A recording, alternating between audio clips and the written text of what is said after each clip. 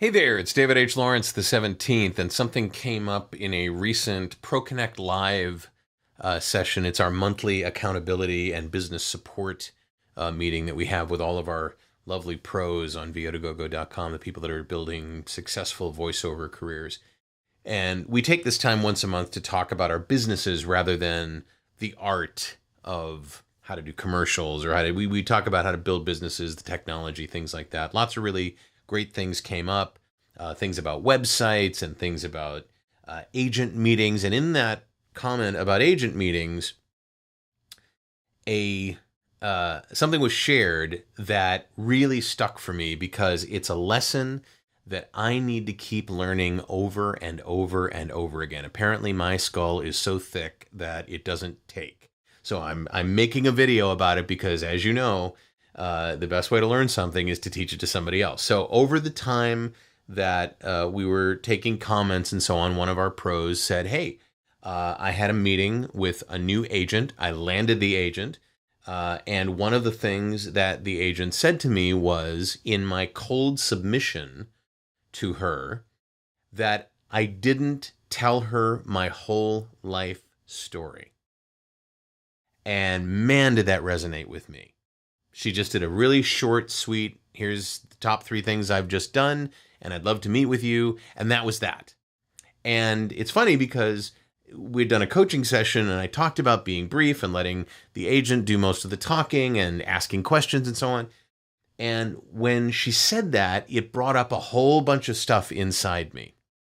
And that was that throughout my life, I have always had to resist the urge to overshare when I first meet somebody. You know, you meet them for the first time and say, so what do you do? And I'd be like, well, I'm an actor, I'm a voiceover talent, I'm a technologist, I have an app, like vomiting this information on people. And they're like, okay, enough. And it's a thing that I really need to be careful of. My pro had it down, and by the way, she landed the agent, which was kind of cool. She nailed the meeting, she landed the agent, she's now being repped by them, which is fantastic. But this idea that when you first meet someone, you have to share with them everything so they have all the information, all the tools. You're trying to avoid the situation where somebody says to you 2 months down the line, why didn't you tell me that when we first met? Don't worry about that. I've got an alternative for you that is really useful. And this happens all the time. I mean, it was happening to me until about maybe 6 months ago, when I realized I was doing the exact same thing to people who were linking in with me on LinkedIn. My response to them, and on Facebook, my response to them was this big, long, multi-paragraph response that's like, did you want to link in because I was on Heroes? Did you want to link in because I'm an actor? Because I'm a coach? Because I have Rehearsal Pro? What is it that And it was all of these things. I want to help. That's why I'm here. And that's the truth. But it wasn't necessary for me to share all of that at once in the very first response. So now what I respond with is what I'd like to suggest you consider.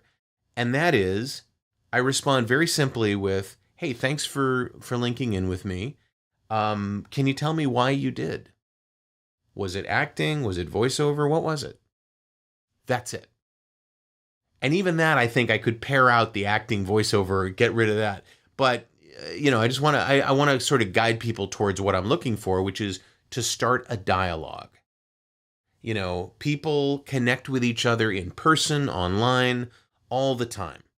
And by the way, if, this person that comes back to me says, oh, you look like a nice American man who is looking for love. Well, I know to click the disconnect button, right? But if somebody says, I wanted to connect with you because of voiceover, if I can't tell from their profile if they're already a voiceover talent, I'll ask, well, are you already working in voiceover as a salesperson or as a car dealer or whatever you're doing for your day job? Or are you looking to train in that? And again, leaving it at that. If they then say, I'd love to train in voiceover, I respond with, hey, well, that's great. There's this free class that I offer that you might find interesting. I give them the URL, And that's that. All of this is really difficult for me because I want to make sure that everybody has the tools they need. And, learning this lesson over and over has been a life's work for me. Don't overshare, especially in the first or second meeting. Just start a dialogue, start a conversation. Ask a probing question that isn't too invasive. So tell me about why you thought it would be a great idea to have a conversation, or what brought you to the party, or what do you love about what you do. You don't want to get into a situation where you have to say the phrase, "Gosh, I feel like I'm rambling," because that means you probably are. So even if somebody is gracious and says, "No, it's fine," there's a rule in How to Win Friends and Influence People, a hard and fast rule about having someone else talk about themselves and how much they love that. Because not because people love to boast, but because you don't get a chance that often. You don't get a chance. You're not usually asked about yourself. You have to kind of like help other people understand you. So in that case, be spare, be light, ask a question, start a conversation, start a dialogue. I said it earlier, you don't want to vomit information all over somebody. It's not helpful. It's not giving them all the tools they need. It can be very confusing.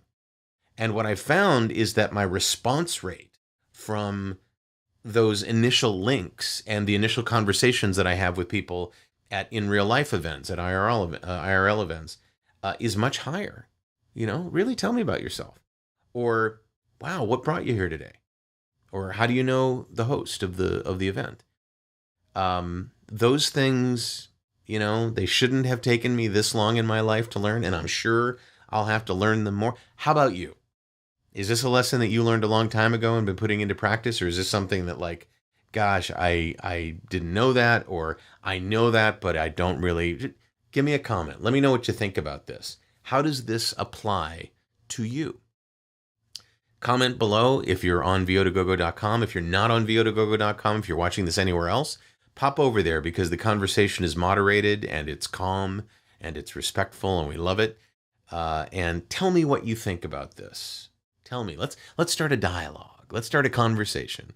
If you'd like to join my YouTube channel, subscribe to it and get notified whenever these new videos come out. We're doing one a day for the entire year. It's the challenge that I'm involved with. Go ahead and click on my head. If there's no head there, then look for a subscribe button somewhere on the page. If you want to see the latest video that I've done, click on that frame and YouTube will play it for you. I'm David H. Lawrence the 17th. I thank you so much for watching, and I will talk to you tomorrow.